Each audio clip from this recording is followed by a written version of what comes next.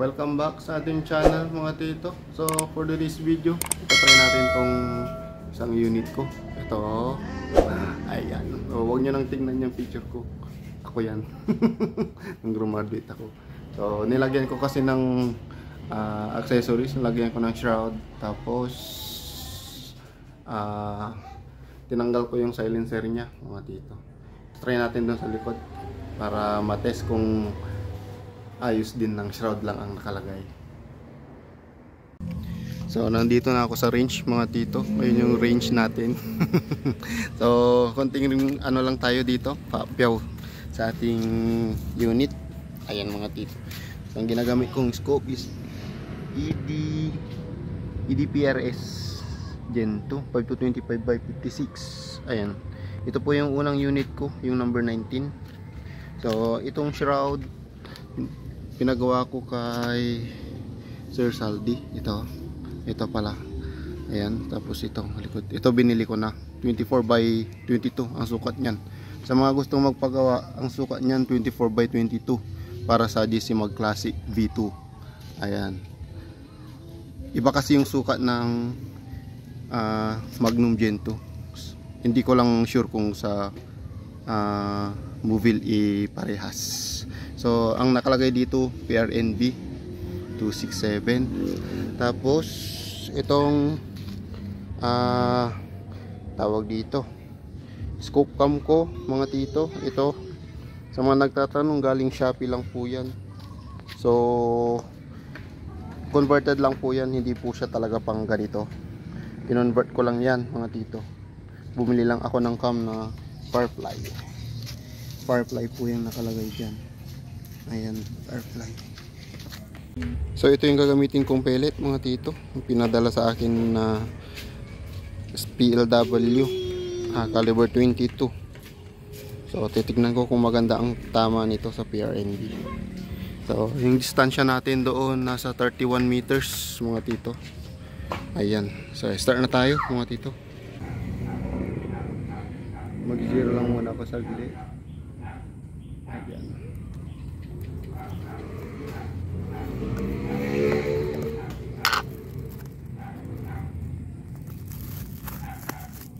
So PLW yung gamit ko mga tito. Ayan. Ang ganda ng pili nila. Manipis.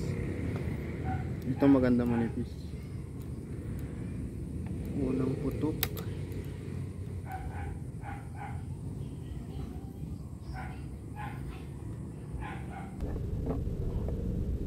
Unang putok.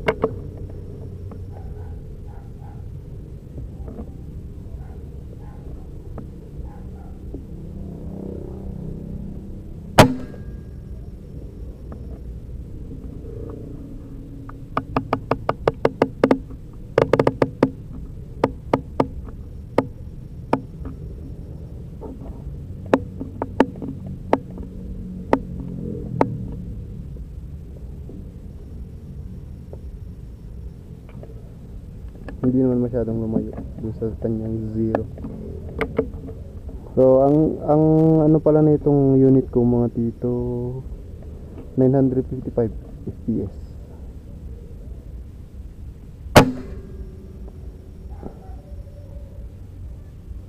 Bumaba.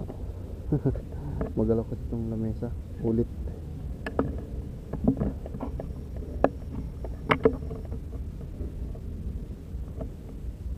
Hindi, tumuas pala siya mga tito. Ayan o.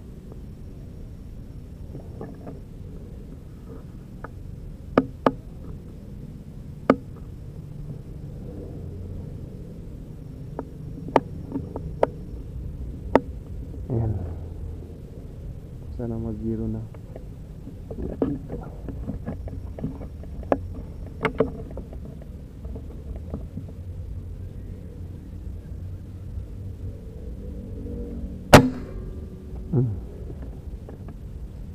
Nag-zero na siya mga tito. Tinira niya na yung ano tawag doon, yung impact kanina. Halos di makita sa ano. I-zoom natin. Ayan, para makita ninyo. Ayan.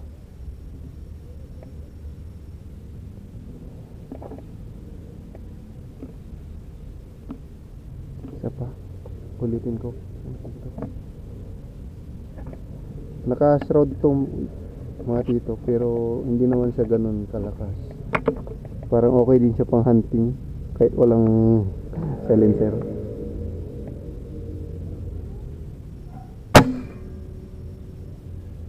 Lumipat siya mga tito. Magalaw talaga itong ano, lamesa. Isa pa. Pag-iing tayo sa ano, mga tito. Ito.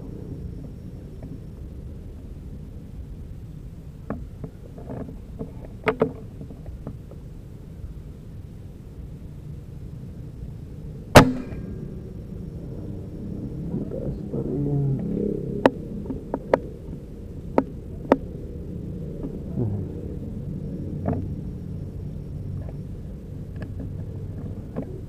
Pang ilang putok ko na to? 1, 2, 3, 4, 5. Pang-anim na to mga tito.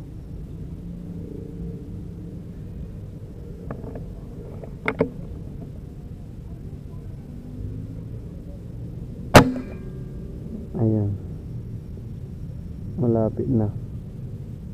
Magalaw lang tong lamesa. Sira. Pero ayos hindi siya ganun kalakas mga tito Pwedeng pang hunting to bukas.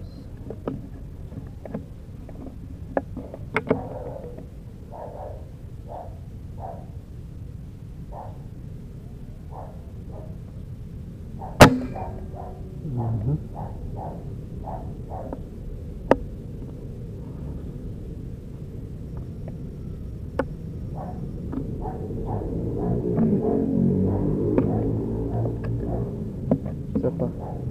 Kung mag one hole na to dito, okay na. Yun na. Nag one hole na siya mga tito. Ayan ako napapansin nyo. Yan, dyan siya tumama. Loba siya dyan. Maganda tong pellet Madaling zero. Check natin mga tito.